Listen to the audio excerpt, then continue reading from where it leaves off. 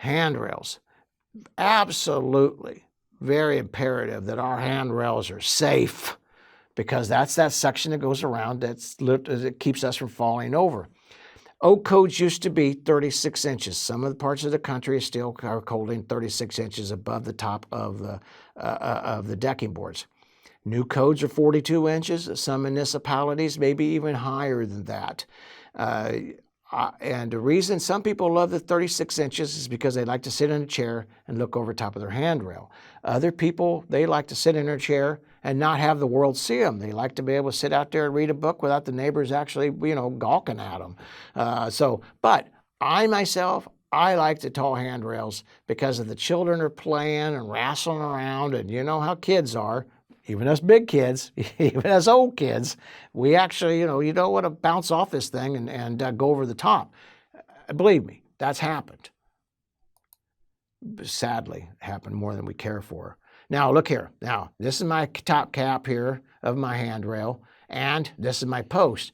Now, we got this, what we call this toenail. See how that's going in right here? Then you see it right through here, and that's called a toenail. And now what's happened here is that this is kind of shrunk and moved up, and now that's all this is being supported from going in and out is just the nails. And that's a 16 penny nail, and that 16 penny nail, a little over 3 inches, is literally not holding much anymore. So you don't have much it's not secured safely. But now some people, I'll tell you a real quick story. We was told years ago, somebody said their toenails don't hold anything. Now, I got an old buddy I'm going to show him this video because he remembers this. And this is a big old boy. He was probably one of the strongest men I ever knew. Big old boy. And the customer was saying how them toenails don't hold any weight.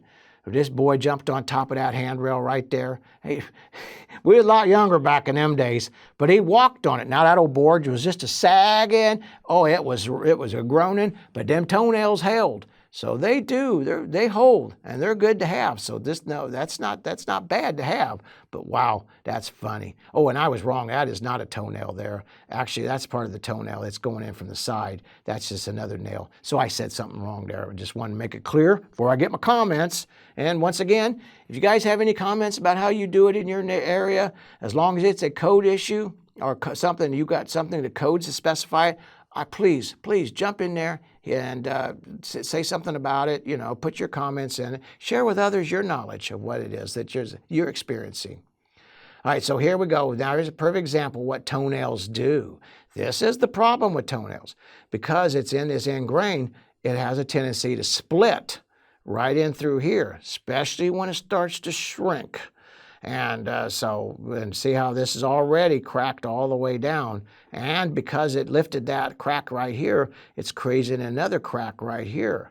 And that's, naturally, that's not going to be holding much, and it's deteriorating.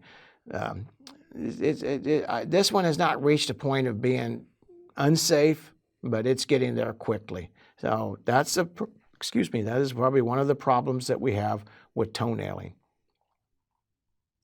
Now back to handrails. Let's talk about the handrails now. See, this one here is not 4 inches apart. They did this not to code.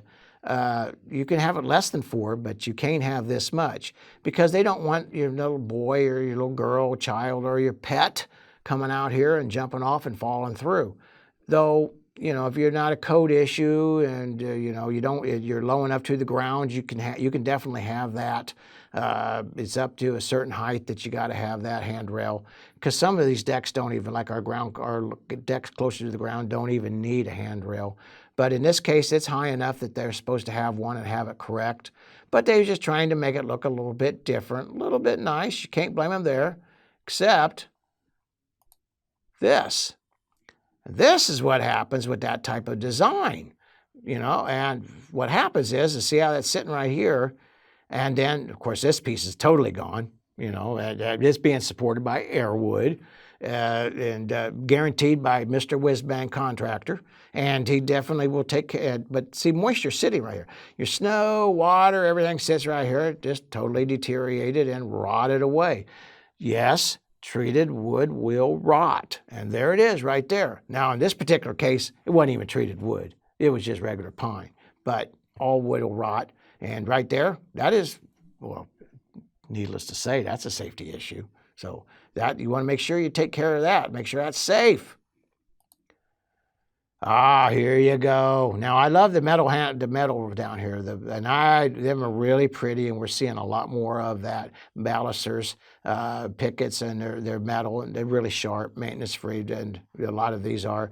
But see my top cap here, and then this one here this is not bad shape. It just needs to be resealed, and so be taken care of. But that's what you're looking for. Don't let it get any worse than this, because it's just going to cause this if you let it get worse than that. And look at that. So perfect example of everything that could possibly going wrong here. My nails are jumping up here. They're raised up here. You can just imagine scooting your hand down across over that. Your cracking of the wood. It's separated. It's deflected right here. These two are not even joined together anymore. It just, honestly, and then like you see it's already coming apart here on the edge. It's just totally rotted away. And that's not going to be repairable. That has to be replaced. So, that's what happens. Make sure you treat them. Make sure, I know we think you treated wood, you don't have to, but you do. Here's a perfect example of another one right here. And see them top caps right here, because they are like what they are. And they're sitting, and all that, just like your deck boards, all that moisture is sitting right on top of here. Your snow, a lot of times you put plants and such. Without it being sealed, you're going to have that happening. And see how that's all deteriorated, cracked? Well, it's just no longer. My big old friend that stood on that other one for the toenails, I don't think he'd be wanting to wander up on that one.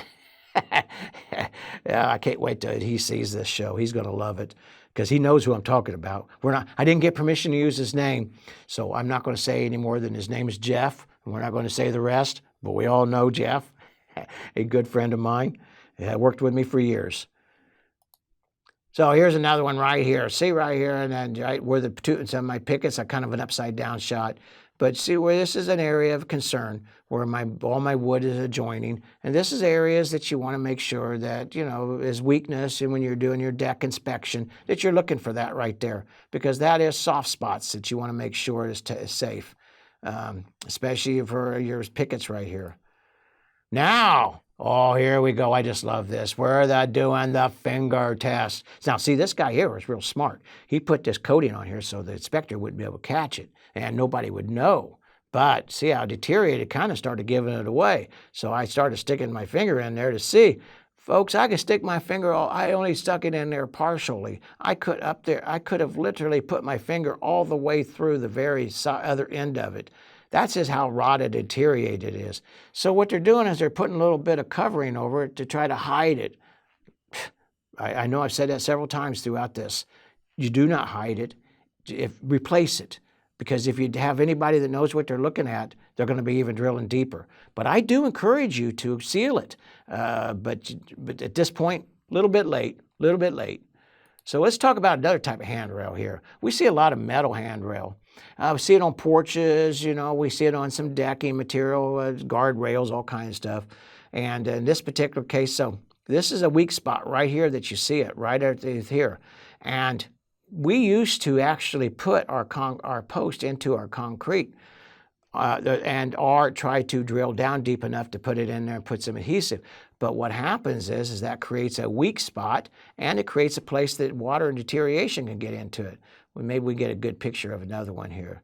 See right here? This is what causes then what happens. Of course, concrete, and this is a concrete deck, porch, it literally will wick up through it. Concrete, once again, is porous. Concrete, whether it be wood or metal, will definitely have a chance of having moisture. So we recommend when you do repair it, you put L brackets on it, secure it like that.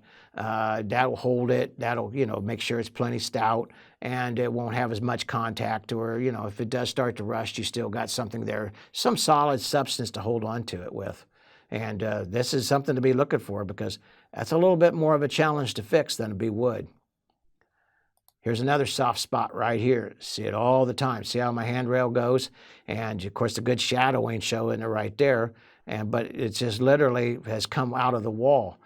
And now my handrail right here is loose back and forth. Well, if you had to bounce across it, say if you was falling and you grab that handrail real quick, bang, you're going down. There's no stopping you. So, and now it just needs a bolt. That's not a big deal, but it's a big deal if you fall. It's even a bigger deal if you don't fix it. If you're a landlord or somebody like this, and if you don't fix it, and your tenants fall, or somebody falls through it and gets hurt, that's what I get hired for. I do construction. I do this type of trip and fall kind of inspections all the time. And this is neglect. This is not, God didn't do this. This is your neglect. So, you're the one going to get sued.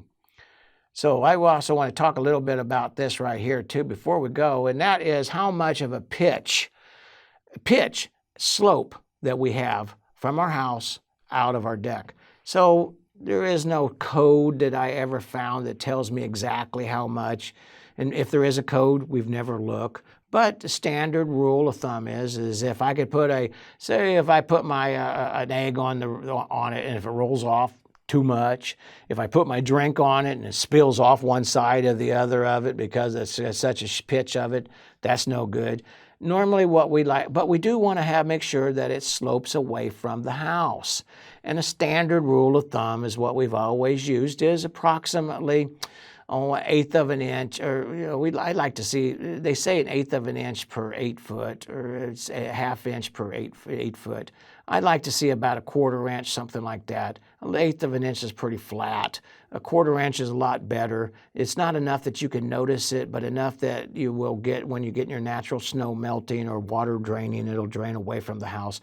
That's really what you're looking for. Just get that water away from the house. This one here just had a slight bit of slope. See how my bubble is? I call that good. That looked really good. Hey, folks, you ever have any questions? Give us a call. Galloway Building Services.